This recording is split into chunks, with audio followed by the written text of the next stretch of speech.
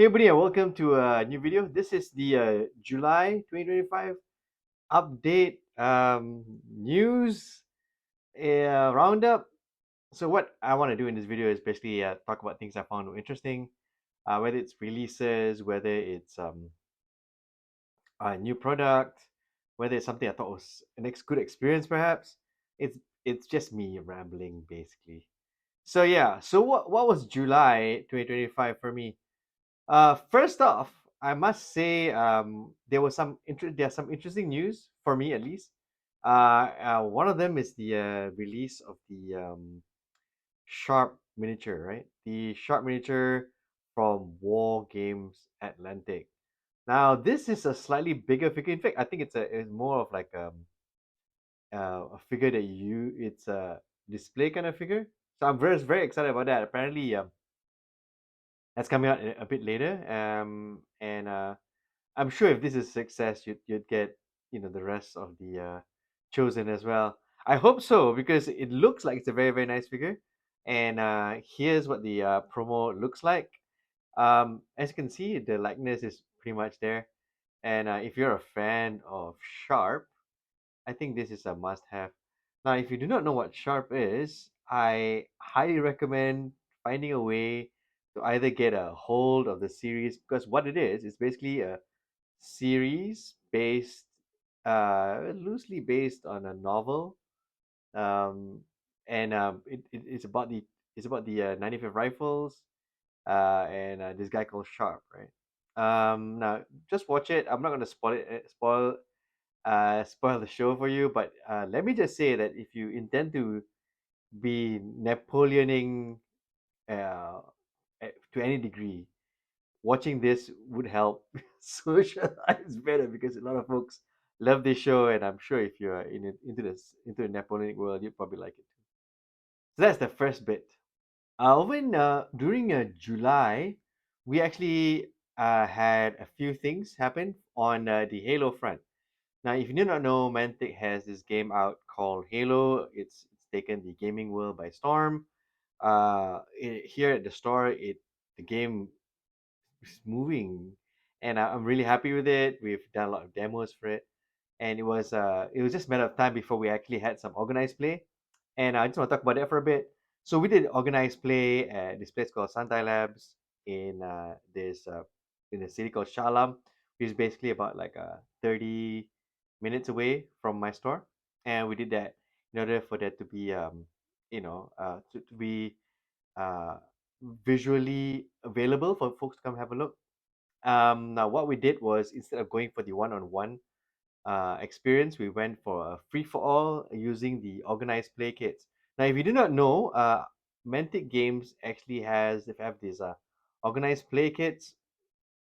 It's to encourage a lot of play, and I'm really glad they did it because it was really fun. Because while you were playing the game, there were these things that you had to accomplish, and if you accomplish it, you immediately get your reward, right?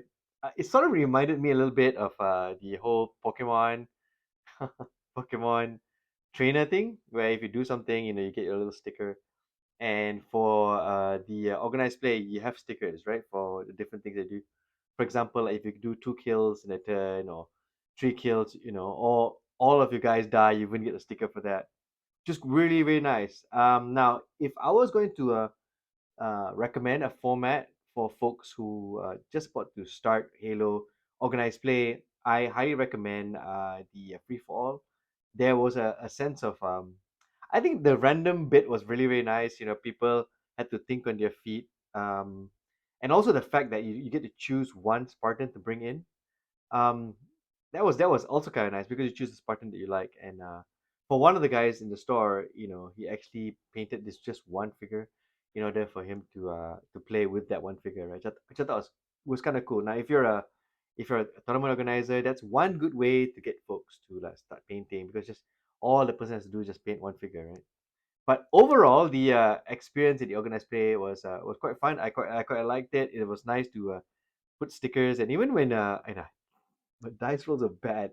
So, but I had a really good time, and I think it's a good format. I'm looking forward to the organized play number 2. That's about to come out. That's about to happen. Now, during this organized play, you get these foil cards for blue team, which I thought was really nice because now you get these uh, character cards for your Spartans, but when you play at the organized play, you get the foil cards, which are a little bit more collectible, quite nice to look at. In fact, there's a bit of a redesign, slightly, so I appreciate that. The second organized play, you're gonna get foil cards for red team. So if you play both, you probably have enough foil cards for your recon set, right? If you're playing recon, if you have the Spartan set, then I think half of your set will be complete. The other half, I think you have to wait for the next organized place. I'm not so sure. I'm not sure whether that's the plan, but yeah, that's looking forward to that. Also, this month of July, we had a Rise of the Banished come in, and it was I was quite surprised because the Rise of the Banished moved also really quick here at the store, and it's also kind of great because considering the fact that there were no Spartans in it, right? So you really had to have a particular liking for the scalps for it to encourage you to buy it. What was kind of cool is if you get the pre-order set, right? The legendary Entriox is in it, right? But what I didn't like about the set, offhand, I'll probably do an unboxing video later. But what I didn't like about the set is everything's gray.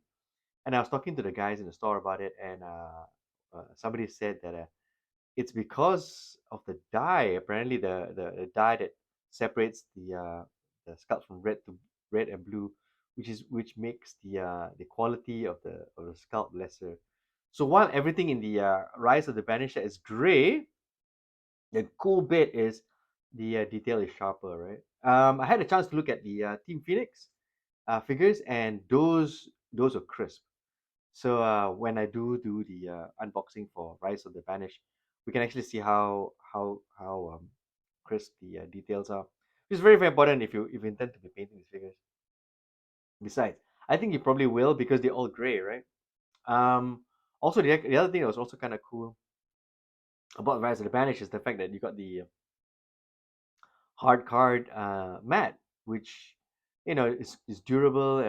Let me just say that the mat I got in the recon set, you know, after a while you can see that there are going to be some problems folding unfolding.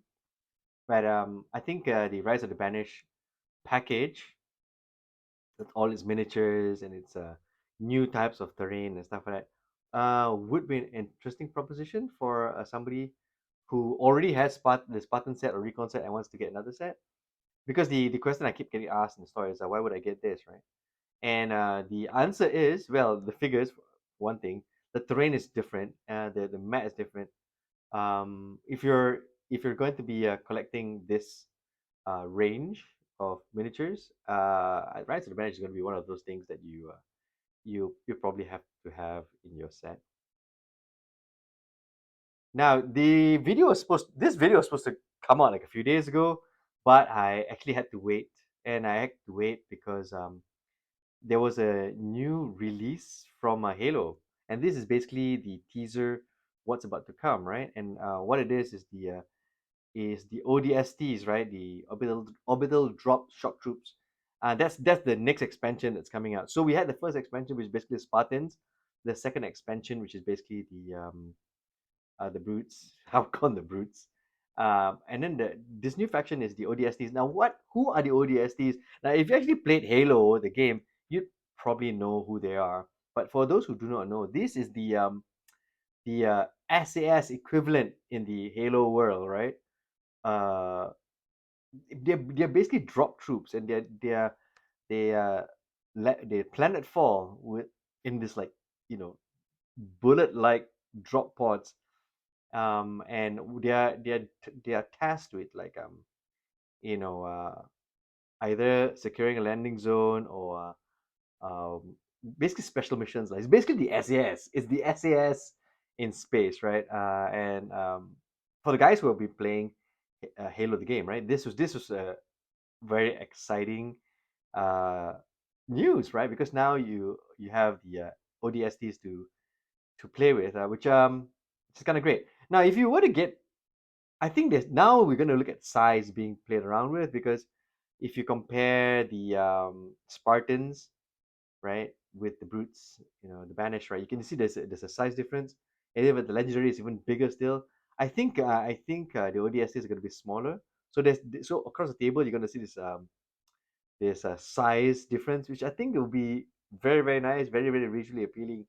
That one's coming out later in the year, so I'm probably looking forward to that. Probably get some sets in, because some folks have already shown some interest in the new Halo set. I mean, we just got the Rise of the Banish, and they're announcing a new set. So I think that's great. It means the game is doing well, and it's moving forward quite nicely.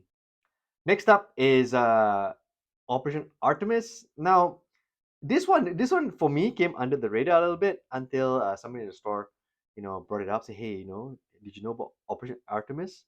And I was like, no. So I had to go and like double check it. We're bringing some sets in, but in order to bring some sets, I gotta figure out what it is, right?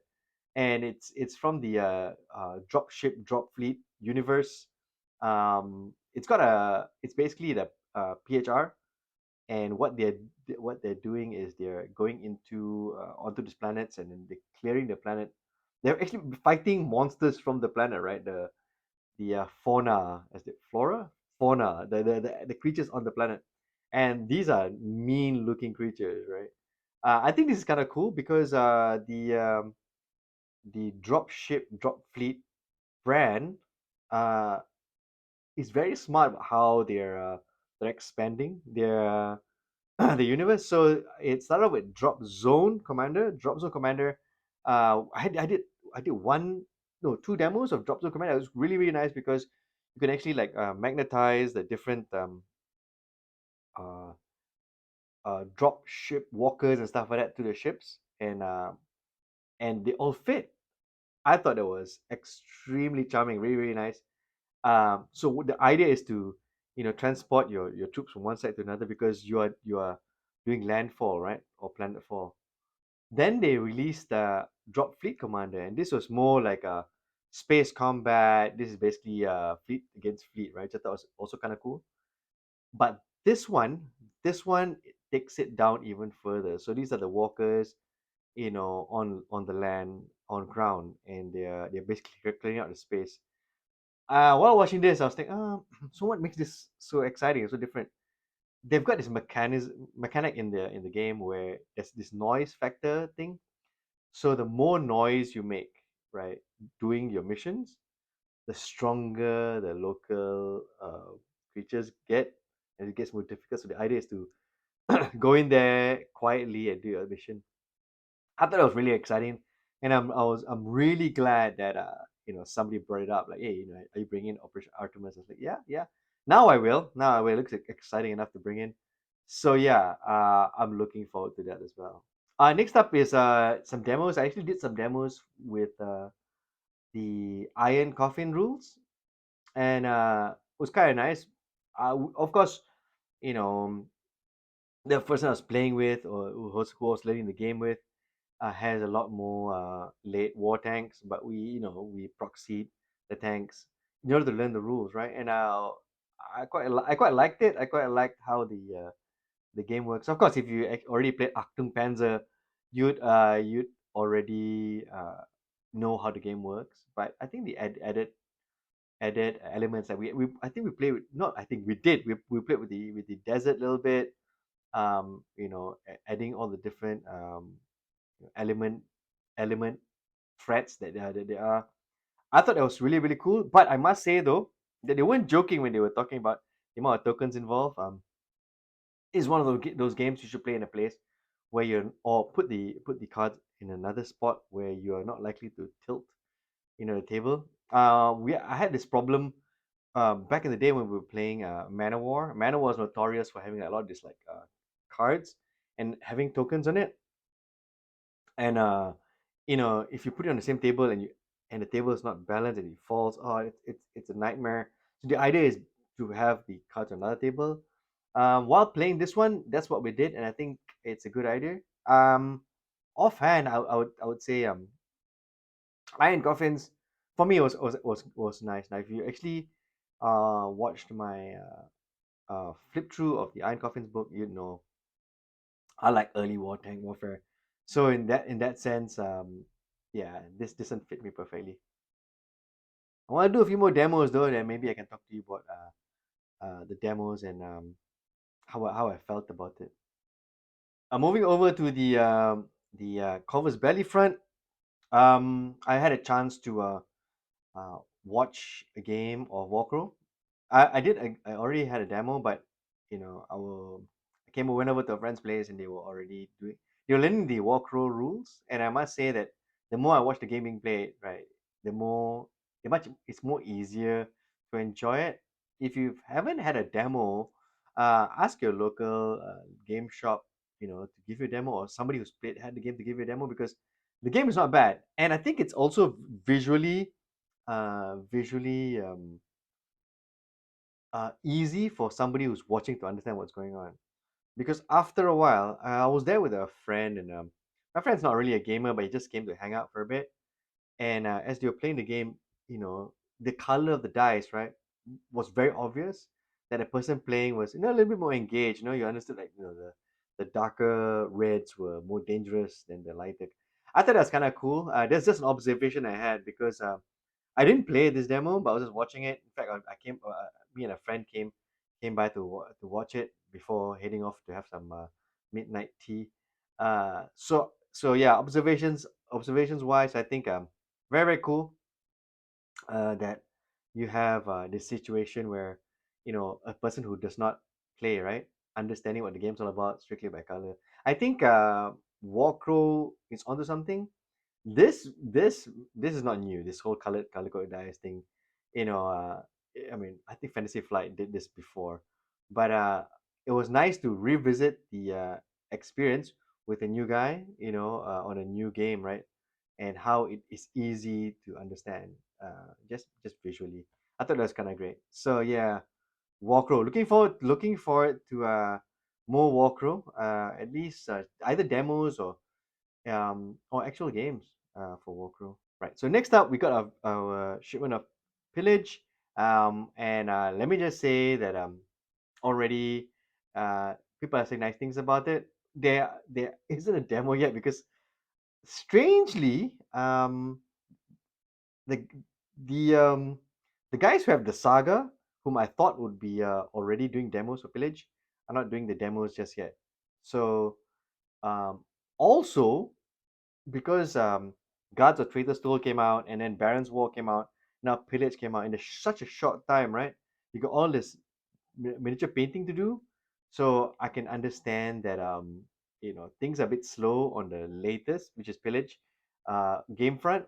I'm expecting maybe in a couple of weeks, or maybe a couple of months, probably a couple of months, we'll probably have proper games. But it's kind of strange though, because the guys who actually have the saga have the miniatures for it, but at the moment, most of them are actually reading the rule books, um, which is good, which is good. And I think it's just a matter of time for them to like move over to the game. The games that are currently being played, uh, that I know of, include Guards of Trader's Toll.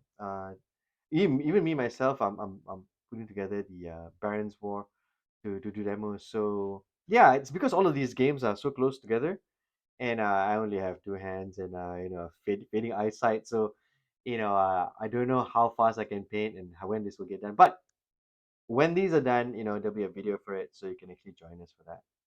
And finally, I'd like to thank all those folks who've actually like been nice enough to leave comments on our videos. It's nice that we actually have comments from videos from 3 years ago, 4 years ago, recently, which basically means a lot of you guys are finding my videos useful years later. It's either that, or you guys are just discovering me. So this is an appreciation post. Thank you so much for doing that, because it gives me some idea of engagement and what people are saying, how do you feel about the channel. And I'd like to thank folks for doing that. Also, I want to thank the few folks who actually were nice enough to buy me a coffee, and their names are right here. I didn't think anybody would buy me a coffee, but I'd like to thank these two for doing that. I think it's a really sweet thing to do. And let me just say that the coffee will be drunk, and the coffee will be bought. So that's pretty much it. That's my July roundup. August might be a slower month, but we shall see what comes out or what happens. What I find interesting to talk about. Now, if you like me updating you on well, what happens here in the store, please leave me a comment so I know. Because your comments actually get me through the cool nights of editing. So yeah, that's pretty much it. Like and subscribe, and don't forget to enjoy painting those figures.